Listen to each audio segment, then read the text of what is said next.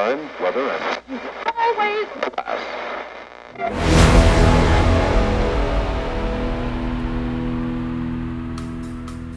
Ladies and gentlemen, welcome to the John Paul and Jay Show, where we talk about music, music production, music promotion, and do interviews with artists and talk about the production of their songs. My name is John P., and I am your co-host with Jay! Hi, I'm Jay Griff. And we have a great show for you this week, let me tell you. First thing we have a little bit of announcement for you. We now have a website. It's madebyjp.net/show. You can go there and get an updated schedule. You can suggest artists to us, things like that, and get some more information about the show, watch past shows, all that fun stuff. And today we are going to be interviewing Meaco at Meaco Music, and I'm so excited. I'm such a fanboy. Meaco has been a part of our community lately. If you are a musician and you've been part of our group, I'm sure you've seen him around. His music's inspired by classic pop sounds of artists like Michael Jackson, Stevie Wonder, Phil Collins. And he's had over 100,000 streams on various platforms, which is awesome. He has over 7,000 monthly listeners on Spotify. And he's just an overall great guy. And let's bring to the floor Meaco. Yay! Meaco, welcome. Basically. Oh, hey guys. Hey, Meaco. Hey, there we are. Hey! Haven't seen How's it you. going? Great. It's been so long. I'm just going to turn my brightness up. Sorry, bear with me. There we are. Perfect. Hey.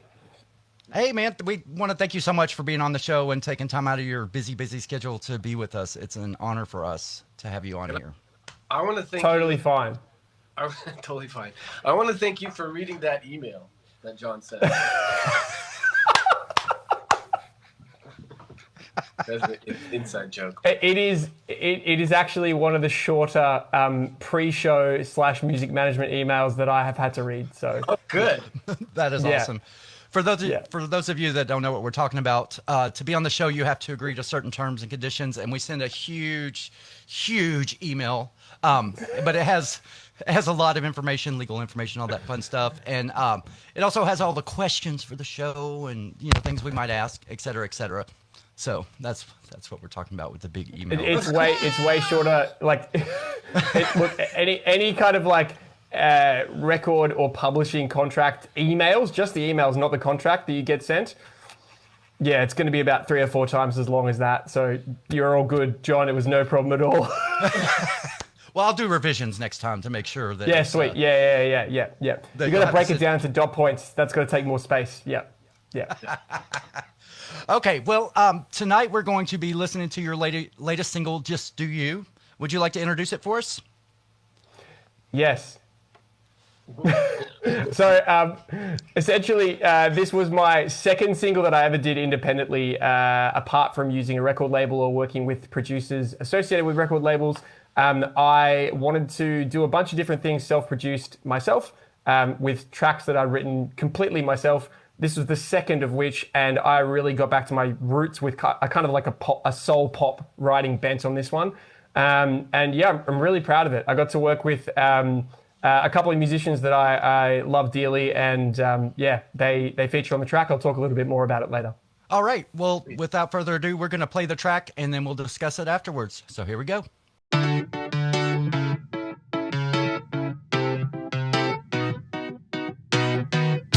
It's funny how you pick up the phone when you need me. Nothing all year, then I see your face on my screen. You say, yo, how you been? How's your wife? How your kids? Hey, yo, let's keep this quick. I got ideas for your ears. Listen, took me a while, but I think I figured out what you mean. When you say we, you really mean you. You say team, but then you don't do nothing. Break my back, trying to make it come through for you. Hey, maybe just do. Yeah. Maybe just do. Yeah. Maybe just do. Yeah. Maybe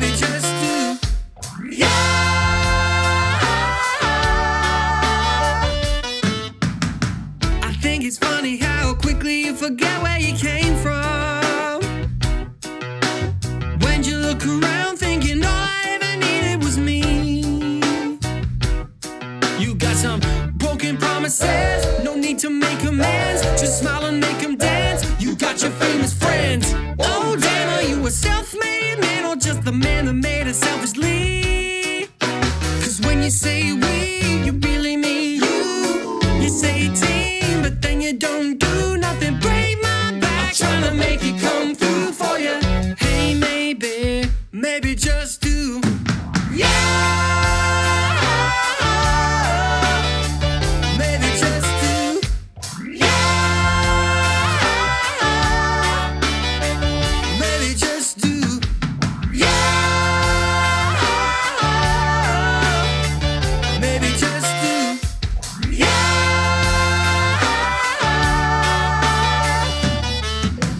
I don't know how you do it. They're blind if they can't see through it. So you go on and on and on and on. Like you don't need no one. Like you don't need no one. When you say we, you really mean you. You say team, but then you don't do nothing. Break my back, trying to make it come through for you. Maybe just do. Yeah. Maybe just do. Yeah. Maybe just do. Yeah. Maybe just do. Yeah. Maybe just do. Maybe just do.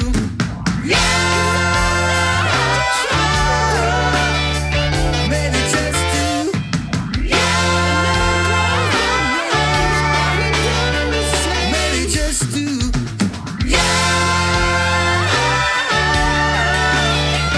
Maybe just do.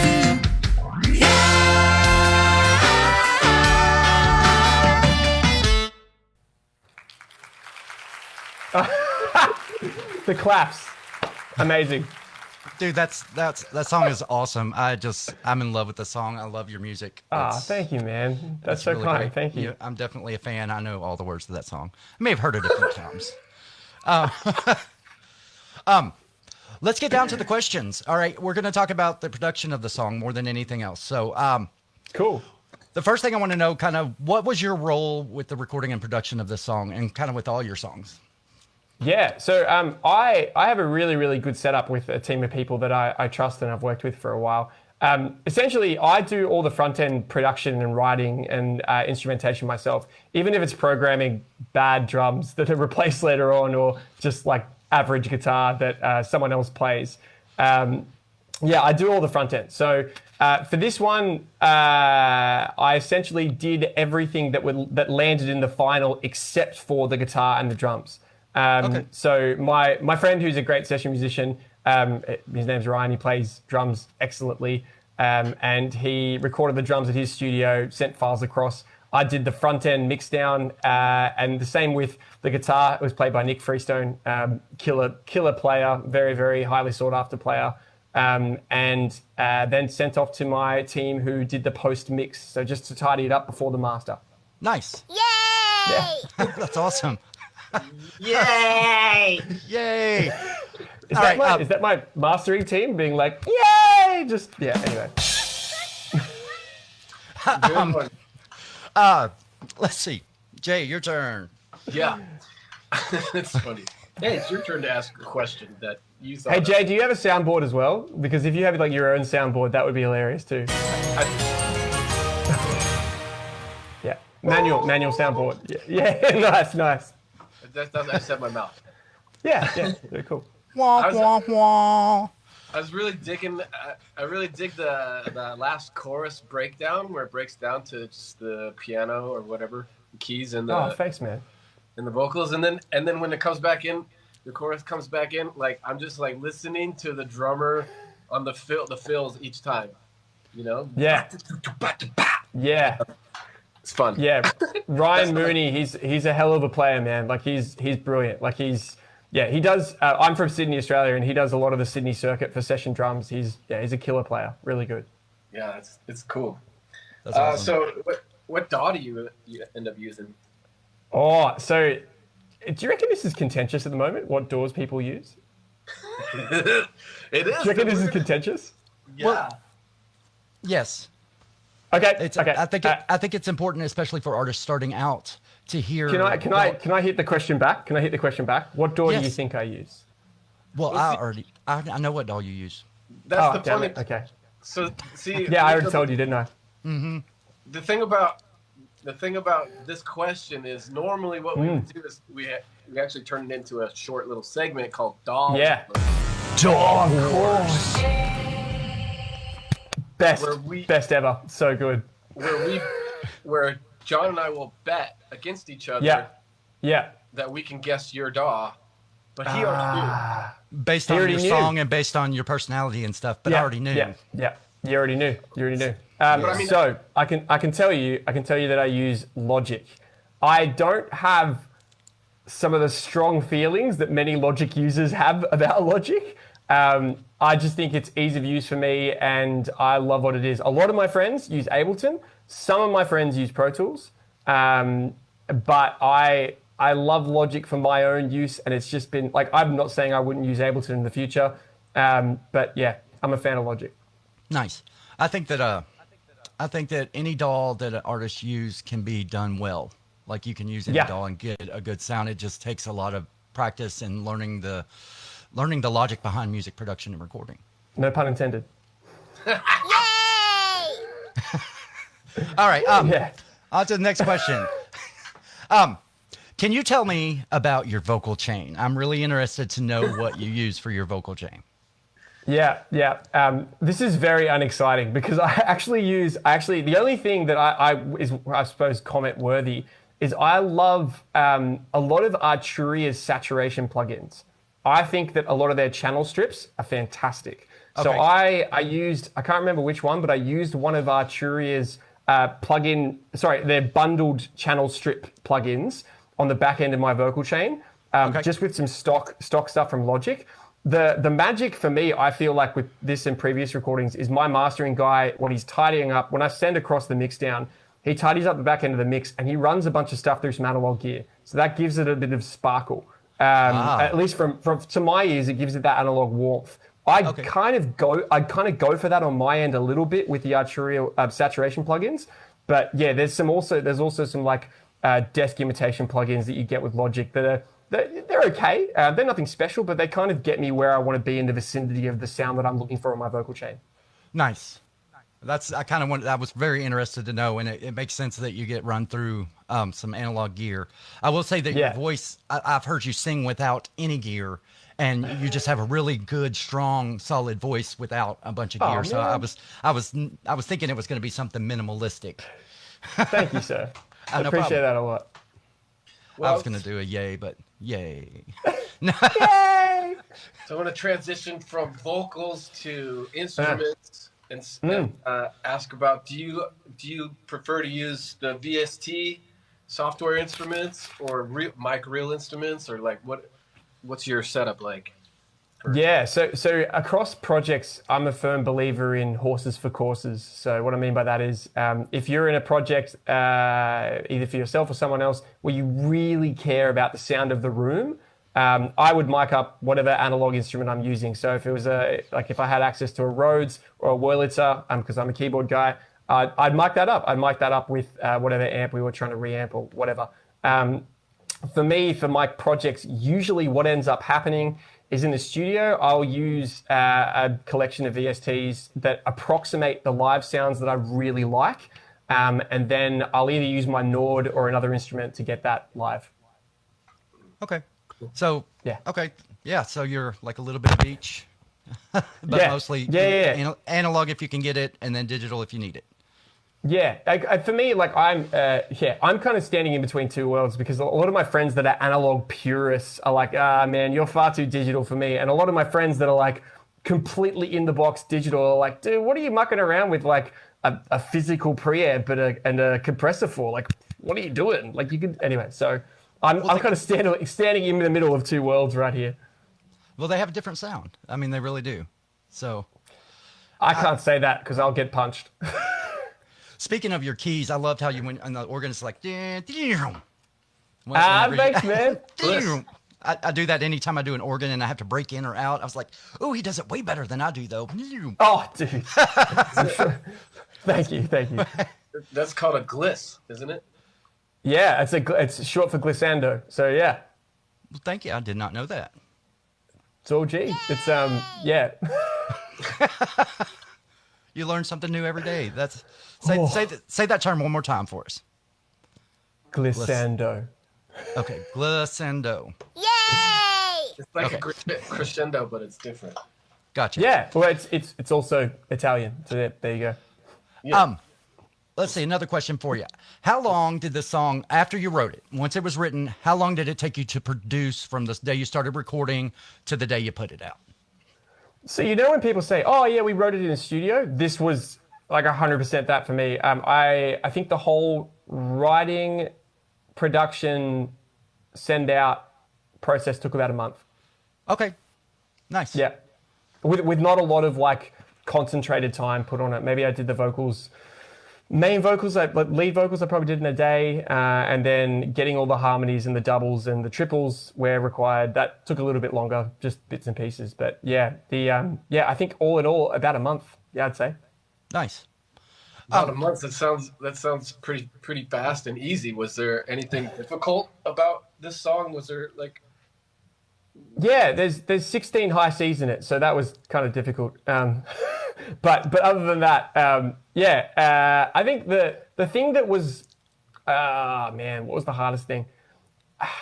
For me, and this is probably my toxic trait as a producer, I find I can get really hung up on stuff that I just shouldn't be hung up on. So I'd say that like if I was better at dealing with my inability to choose a tone for stuff, or my landing on what I want to take from reference tracks when I'm building into the process of like making the song sonically what I want it to be, it probably would have been done faster. Like that's the stuff that really hangs me up. Makes sense though, but when you're doing your own music. Like, Yeah. producers that do their own stuff get really hung up on stuff, and it. I saw your face light up, John, when Meaco was starting to say what he was gonna say. I saw your face light up, like, oh my gosh, he's gonna talk about me. No. No, I mean like he's gonna say the same thing I would say. Yeah. Yeah. That's what I mean. Yes. Let me pull that down just a little bit. There is a crazy lady in your keyboard, John. That's perfect. We're not looking at the comments right now, but we're gonna have a section of the show where we go to you guys for questions. But Ooh. you could answer that question real quick. Which one? Do you record to a click track? Do you use a click? Yes, I do. Yeah, I do. I find it's easier, especially if I'm working with musicians that aren't in my studio at a given time. Like in ideal circumstances, if it's a good drummer that I trust and they're putting the tracks down first, no worries. Like that's fine. But I'd prefer, I think later on it makes things much easier if you need to map someone else in. They can record in their own DAW to the click that you've decided. To the tempo of the project. It just makes things much easier. If in ideal circumstances where you got the drummer there, where you're doing everything in house and whatever, cool. If you want it to be a bit loose, then no. But as a rule, I usually do. To follow that up with click tracks, do you use effects that require tempo, that require you to be? Not routinely. I'm kind of there are a couple of exceptions to that, but like routinely, I with like reverb when you're calculating a space and the pre-delay on the reverb and things like that, now and then. But yeah, honestly, no, I don't usually use a master click live or anything like that. I'm not running anything through live like main stage very often. I use it occasionally, but really as a workaround. So yeah, I'm pretty grassroots when it comes to that kind of stuff. Okay, interesting. Yay! Grassroots. Okay, what kind of promotion, like you have a ton of listeners on Spotify, and you've got like tons and tons and tons of stuff coming in. How do you promote your music? Like, is there like anything just give us some tips that maybe we could use, that people in the audience could use, but like, what do you do to promote your music? So I'm in a bit of a weird space with music promo right now because I've come from a place where my intellectual property has been signed over to record labels and they take care of everything after that.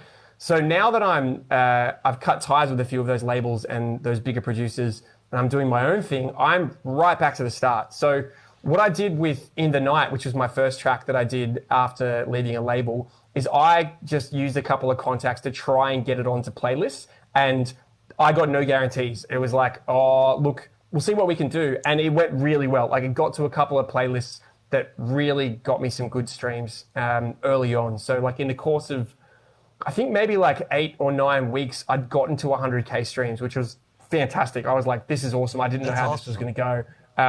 But with Just Do You, I made it, I was like, I'm going to just see. I'm not going to ask anyone for help. I'm just going to see what TikTok content gets me, and, you know, reaching out to people on Discord. So it's like a few months in, and it's sitting at like maybe 8,000 or 9,000 streams. I can't even remember. But for me, I don't have any magic recipe. I think the biggest thing is to be in the game and using your platforms accordingly. So one way that I'd recommend reaching out and trying to network and build all that kind of thing is either looking for hashtags like community radio, digital radio, looking for hashtags like playlist curator, because even if you find people that may be just looking for you to continually pay them to be on playlists, you can get streams that are not bots just by putting your tracks forward to people who will take new tracks. And even if they play it for a month and then ask you for money and you say, no, I'm good, thanks. That might be like a few thousand streams just by doing that. For me, for this time around, I haven't done that with Just Do You, but that's something I know that's worked really well for other people, especially on TikTok and Instagram. Nice. That's awesome. That's really good to, like, promotions is one of the hardest things us indie people have to do with putting out music. We don't have all the contacts. We don't have them, you know. So that's awesome to learn from you. It's also part of the brain that I haven't developed real well, you know. But Jay, your content's so great. Wait, here's Jay's brain. Jay's brain and promotions. Exactly. Savage. Just for promotions, that's all. That's true. I can't be good at everything. Yeah. Like, imagine having like, you know. Anyway, I'm going to stop there. I was going to make some jokes, but maybe not for radio. Well, I think our viewers would love to hear them, but I appreciate that at the same time. I wanted to ask you, the horns in your track, are those real or are they VST? Oh, okay. I was like, those don't sound like any VST I've ever heard. Okay. That's good to know, because I was worried that they'd come across, with the compression that I put on them, I was worried that they'd come across sounding a little plastic. So they don't sound like VSTs to you? No, they do not. Cool. Yeah. They actually are the stock Logic horns. That is good to know. Yeah. So there's nothing special about them. I mucked around a lot with the articulation. Like Jay, you asked before what took a while. I spent a lot of friggin' time just getting the articulations right on those Logic horns, because I play with horn players live. I know what it's like, but because I wanted to get this done quickly, and I mapped out horn parts already, and it's difficult to get session guys in the studio at the right time, at least for me, because my windows of time tend to be, you know, if they're not trying to get a project done entirely in a small window of time, I've only got bits and pieces to take bites out of a new track that I'm doing. So for me, I was like, I'm going to see what I can do. I'm going to see if I can kind of turn these VSTs into something that represents an authentic horn sound.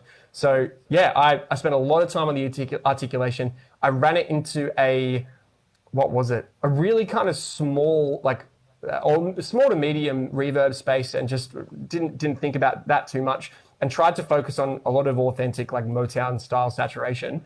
And then the magic of my of Nick Freestone from Freestone Audio in his work tidying up my mix and my master, it all hit. It all landed in just the right place, and it sounded really good. So I was happy with it. Nice. What do you- Yeah, I was fooled. I thought they were live horns. Bingo. Bingo. That's the goal. When you say articulation, what do you mean by that exactly?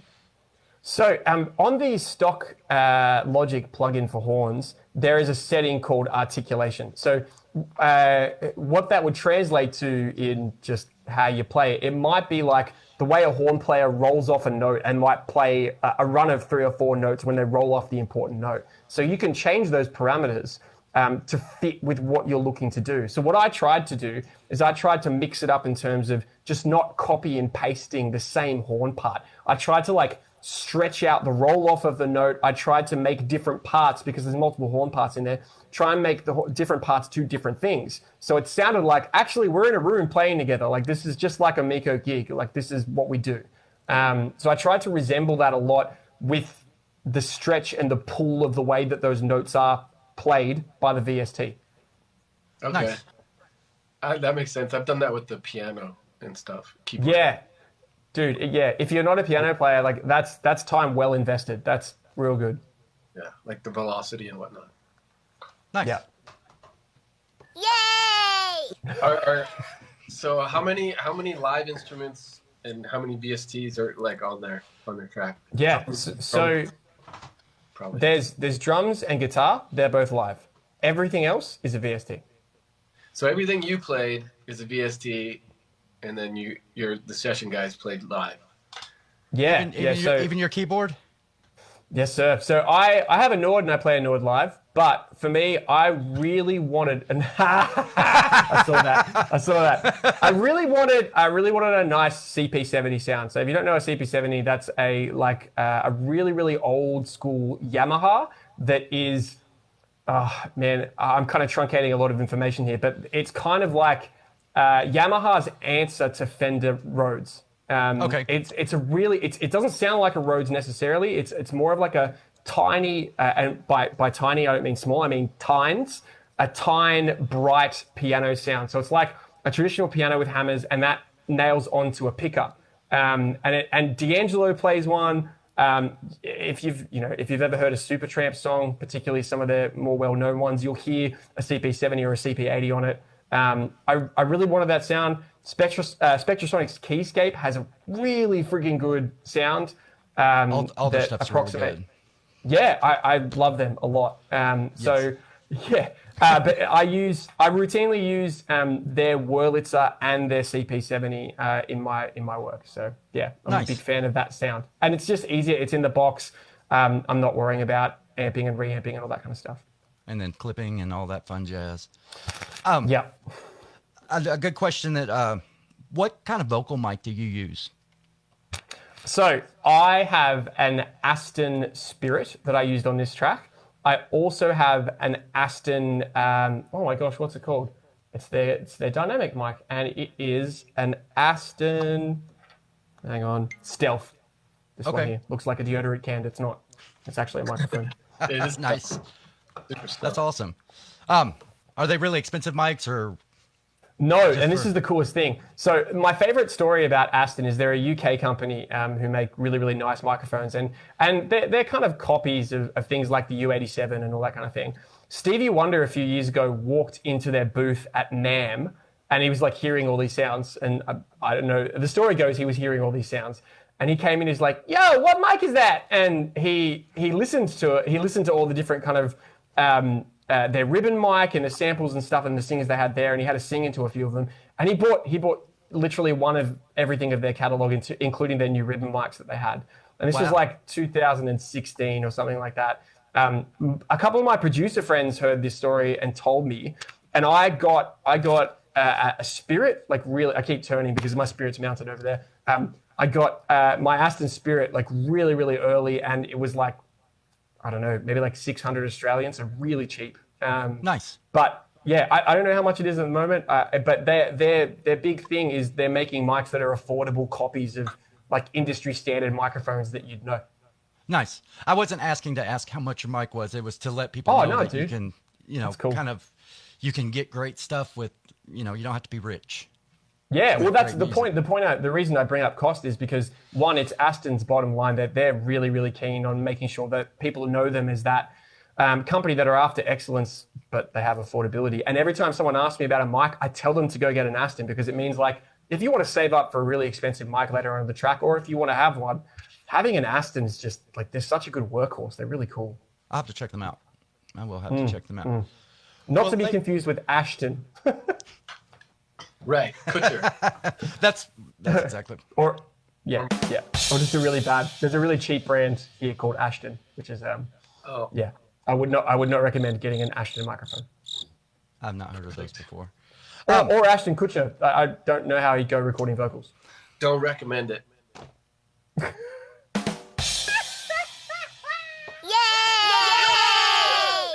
All right, ladies and gentlemen, it is time to open up the floor.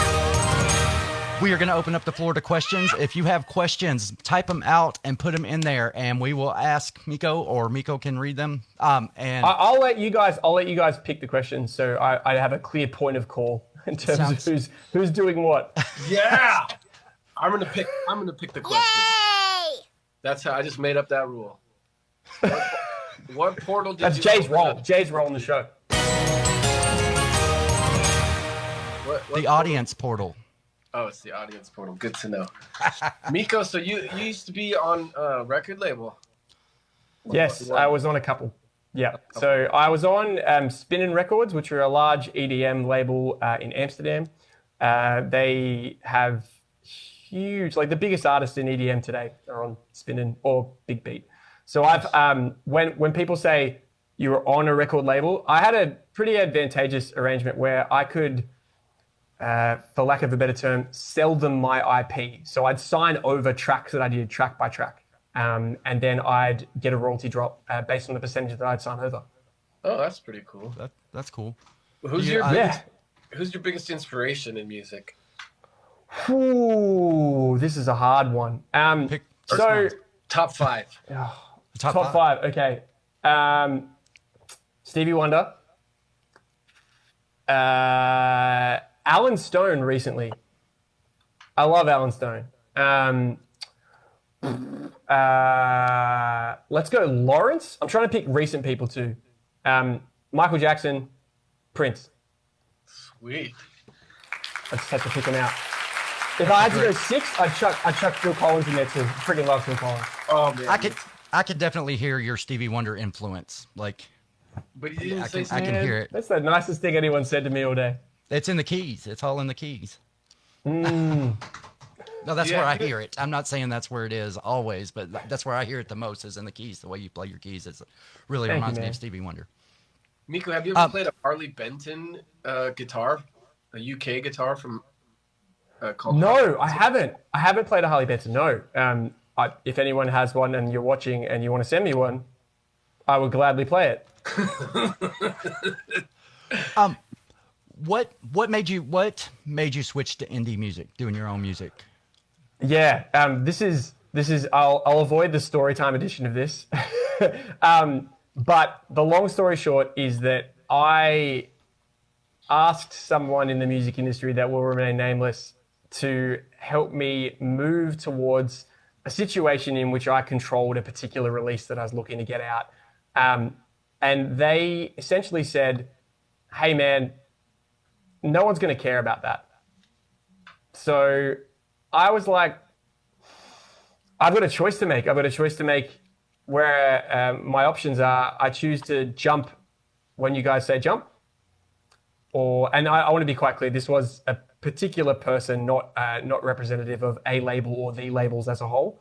And I got a choice to make. I can choose to say jump when you guys say jump, or I can choose to say how high when you guys say jump, or I can choose to jump off at this point and go, no matter what, I really want to make my own music. And I kind of thought I would have gotten a little bit more help and assistance after 8 years of doing this. So yeah, it was actually a really so much for him.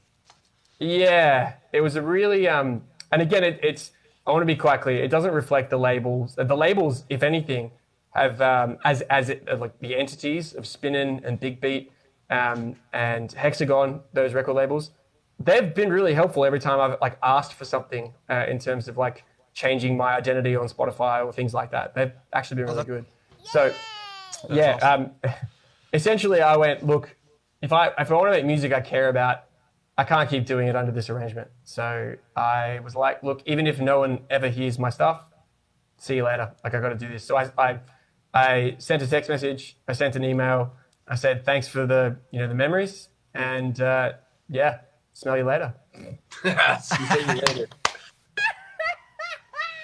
Well, I personally am very glad you made the jump because I don't think you'd be here with us today if you hadn't.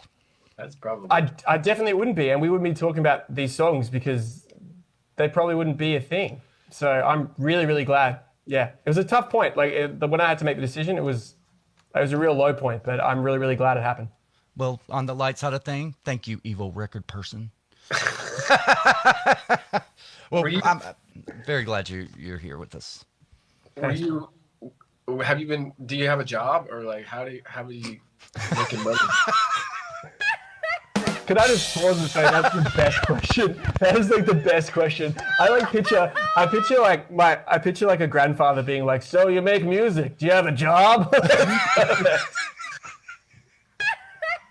Yeah, I just mean like, Oh man, that's the best. you were on record labels for 8 years, but was it paying your bills and stuff, or how was that? Well, so partially, but for me, this is talking about another side of my life because I'm also a speech pathologist, so by trade, and let me explain that. It's like the area of speech pathology I worked in was in voice science, voice anatomy, and physiology, and I worked for a long time with people with voice disorders. I also worked. The other side of my job was working in hospital rehabilitation for patients who had strokes. So, because of my understanding of anatomy and physiology, which is a long story, won't get into it now. I was working in health science for a long time. I now work in medtech because I've got a bit of a tech brain. I understand the anatomy and physiology, and for certain surgeries and stuff that I'm involved with, I'm all around it because of the background and the study in health I have. So it's for me, I could do one or the other, but I really care about both. I think like having the split and having something else that's not music, at least for me, it's been really helpful to compartmentalize my thinking and my way of doing things. I really enjoy both sides of my life and makes things a bit easier. Nice. But yeah, to clarify to your point, Jay, like with the royalties that I got and still get, they're great, but and I suppose like I could hustle and make them work for spread them a bit thinner and try and capitalize on the work that I've done with labels. But yeah, for me, I'd rather just spend my time using the skill set that I have to live a bit of a double life. Yay! Makes sense. That's awesome. That's really cool. I mean, it sucks that you have to work right now and do music, but I don't think I really don't think you're going to be doing that too long. I really don't. Thanks, man. Well, it's funny because like from my point of view, I think that it can be, depending on how your day job or whatever other work you do is. For me, I find it really refreshing because I've a lot of my friends live the music only life, and there's a lot of negatives. And I'm not saying across the board like it's always negative, but with any situation, you accept positives and negatives. And I think that a few times in my own experience and watching other people's, I've had like this sounds a little bit dark, but I've had the music dream bubble busted in a sense.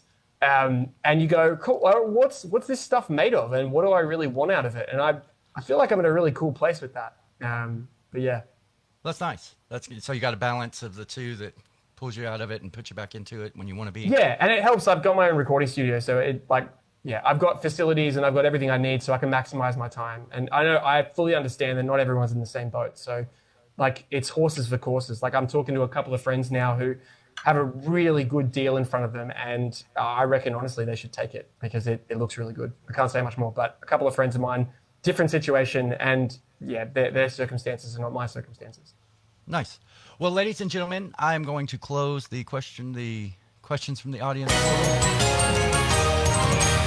No more questions.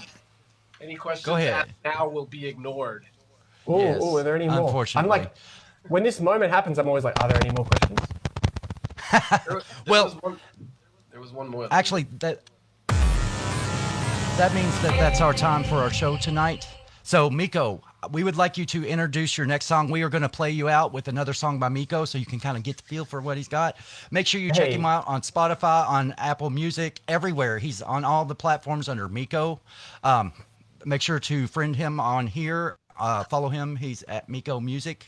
Meaco Music, not Meaco's Music, Meaco Music. And make sure to go to our website, madebyjp.net, and we'll have more links down there. So, like, if you have trouble finding him, we'll put links in the website so you'll be able to find him and get more information about him and his music. And Meaco, thank you so much, your guys. last song for us. Okay, so this one's called In the Night. It was the first track that I ever did independently, and it was an incredibly risky, vulnerable time for me, but I'm super proud of it. It's got a real synthy pop component, and yeah, I hope you guys like it. Yeah, here we go, Jake. Anything you want to say before we go? I Any want to last say words? thanks, Meaco, for coming on the show, man. We appreciate it, and I'm excited to hear this next track called "Into the Night." No, it's In the Night. Oh, in the night. In the night. There it is. Good night, ladies and gentlemen. Thank you so much for coming to the show, and we'll see you next week, same place, same time. In the night. In the night. I never asked for anything much. Just keep my head down, hustling harder. Now I'm running out of room and energy. I might have nothing, but I'm coming after everything. You said I'll never see daylight without you. So for now, I live in the night. Sometimes it's just me and my will to survive. I live in the night. So if you or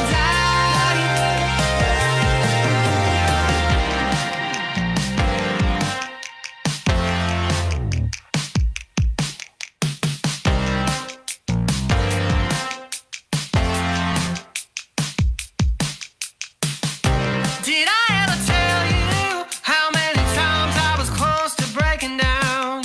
But my dreams keep calling every morning. They're trying to get out. I know they want to make it out there from my head. Let's bring the future to life. I live in the night. Sometimes it's just me and my will to survive. I live in the night. So if you or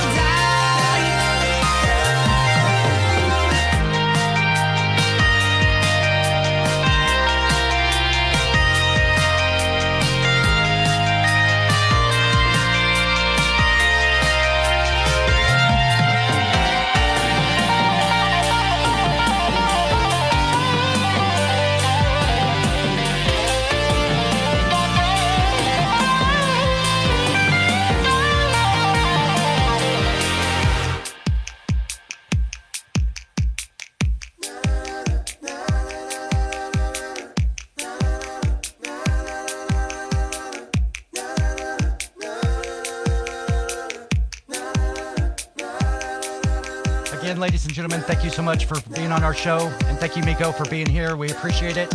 And we will see everybody next week. Thank you so much. Thanks, guys.